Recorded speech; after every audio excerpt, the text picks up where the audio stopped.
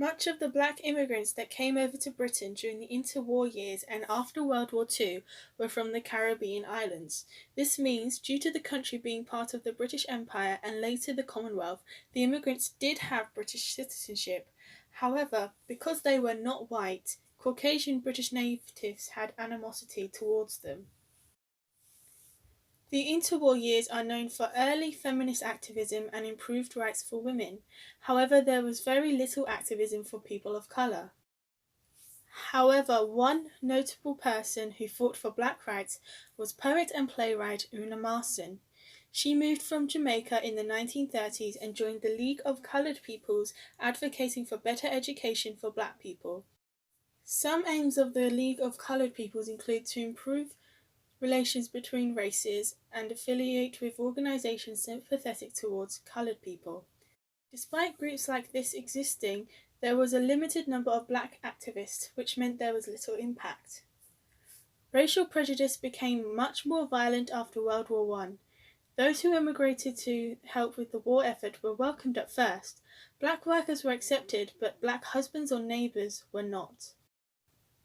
Many white people were against mixed-race couples as they were seen as unnatural and wrong, claiming, "Where we formerly saw one black in a large city, we now see hundreds. Where we formerly saw one woman married to a black or living with him, we now see score. Such marriages should not be allowed." There were numerous attacks on mixed-race couples, and they were blamed for them. In 1917, a mixed-race couple in Canning Town faced eviction threats. They took the landlord to court, where the mother of the wife suggested it was because of the black husband. The court ruled in the couple's favour. In 1919, there were a number of race riots in locations such as Glasgow, Salford, Hull, London and Cardiff. The riots were organised by ship owners and trade union reformists due to the competition for jobs and housing shortages. It resulted in 5 people being killed and 200 arrested. The local press blamed the bitterness of sexual relationships between black men and white women. In 1925, the Special Restriction Order was passed, forcing black seamen to register as aliens. The Home Office knew that not many black people would be able to prove their nationality and were threatened with deportation despite settling and starting families. In 1948, the SS Empire Windrush carried almost 500 Caribbean people from Kingston, Jamaica to Tilbury, Essex, to help with the post-war labour shortage. As a result, they became manual workers, cleaners, drivers and nurses. Because of this, as well as immigration coming from other Commonwealth countries, the British Nationality Act of 1948 was passed. This made a clear distinction between UK citizens and Commonwealth citizens, and confirmed that all British subjects could enter and settle in the country.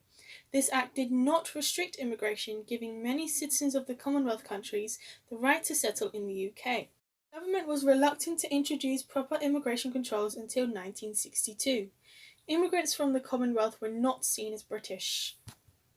Politician Enoch Powell said, "A West Indian or an Asian does not, by being born in England, become an Englishman. In law, he becomes a United Kingdom citizen by birth. In fact, he is a West Indian or an Asian still." Black immigrants became subject to racialization. Biological traits become defining for people of a given origin and are associated with a negative pattern of behaviour. White people saw the immigration of black people as a threat to social order. Black people were seen as less desirable immigrants compared to Jews and the Polish, based on a racialized approach to newcomers.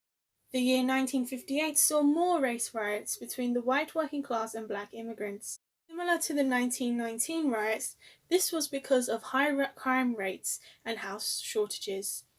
The white youth attacked Caribbean properties armed with iron bars, table legs and knives, shouting, "We will kill the blacks."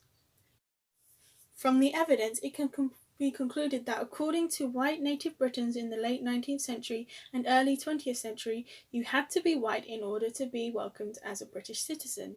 From the government's perspective, you had to be white and rich in order to be accepted.